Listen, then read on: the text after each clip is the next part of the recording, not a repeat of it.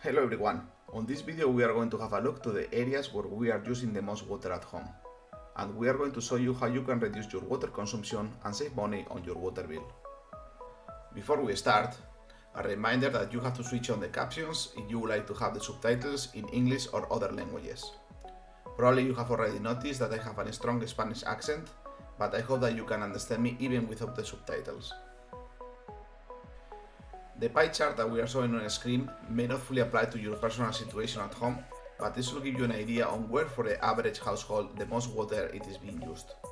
As you can see, 31% of the water it is used by our toilets.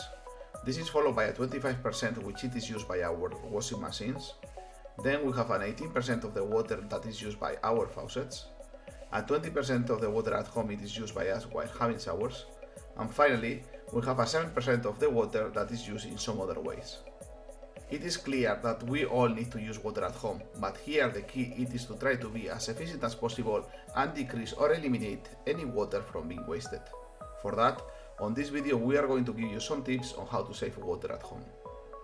We start with our toilets, which account for up to a 31% of the total water consumption at home.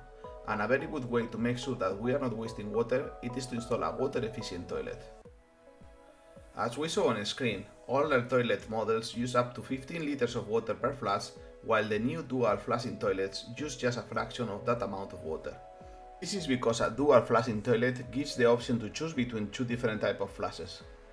On one side we have the flushing option to eliminate solid waste. This option uses 6 liters of water to make sure that the solids are flushed down the toilet. On the other side we have the flushing option to eliminate liquid waste. This option uses 3 liters of water because it is proven that 3 liters it is enough to flush down liquid waste down the toilet. And if we compare the water consumption between an older model toilet against a newer model, we can quickly see the amount of water that a dual flushing toilet can save us. Here we have considered 12 flushes per day as an example, 4 for waste and 8 for liquid. But this is only an example and you should consider your particular case and run your own calculations so you can know how much water you are consuming. In any case, we can say that an old toilet model can consume up to 4 times the amount of water that the newer models do. But if the water consumption is not enough to convince you about the benefits of having an efficient toilet, let's have a look to the cost of wasting water. Where we are living at the moment, in Germany, we are paying around €2 per every cubic meter of water that we consume. Just note that the water cost can be more or less depending on where you live. For an older toilet model, at 15 flushes per day, we will be paying 36 cents per day on water cost. This amount doesn't seem so much, but if we consider that we are 320 days per year at home, and if the toilet is using 180 liters of water per day, it adds up to a total of €115 per year. Instead, by using a dual flushing toilet in the same conditions, the water cost per year goes down to only around €31 per year. This is, an older toilet model is flushing down an additional €80 worth of water every year, so it may be worth to consider to change to a water saving model and save both water and money. We know that not everybody uses liters or knows how much a cubic meter of water is. To help you, we are going to leave a link on the video description to content that you can use to, for example, learn what a cubic meter of water is.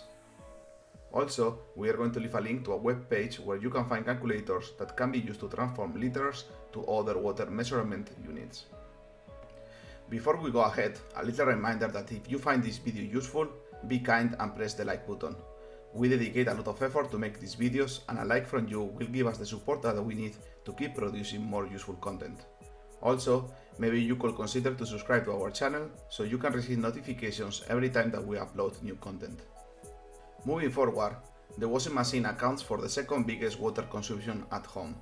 When it comes to washing machines, the best option to save water is to purchase a water efficient washing machine. This is because an efficient washing machine uses less water than older and less efficient models. As an example, the energy efficient label that we are displaying on the screen shows that this A++ washing machine will have a water consumption of 9,240 liters per year. If we run again some water cost calculations, as we did before, this can give us an idea of how much we could save on water by swapping to a more efficient washing machine. Now we are going to have a look to the third largest water consumption at home, our faucets. And in this video we are going to show you how you can save water on your bathroom by installing EcoTap aerators, which account for an 18% of the total water consumption at home. We decided to install water-saving tap aerators because we realized that our taps had a high water pressure and they were delivering more water than necessary for basic daily activities like washing our hands. We did measure the water flow before and after installing the EcoTap aerator, and we noticed a significant water saving, from 10 liters per minute to 3.8 liters per minute. Moving forward, our showers are next on the list because they account for a total of 20% of the water that we consume at home. So we are going to have a look at how we can reduce our water consumption by reducing the amount of water we use for having a shower. We have tried with both using an Eco Shower Head and a flow reduction valve. With the Eco Shower Head we didn't have any good results because the amount of water we were saving was very little, but we are rather happy with the flow reduction valve. With this valve we can easily adjust the water flow to individual preferences. This valve has proven especially useful when our small children want to play a little bit while having a shower, because we can easily adjust the water flow and let them enjoy without wasting too much water. Moving forward, we have a 7% of the total water consumption at home that is due to other factors.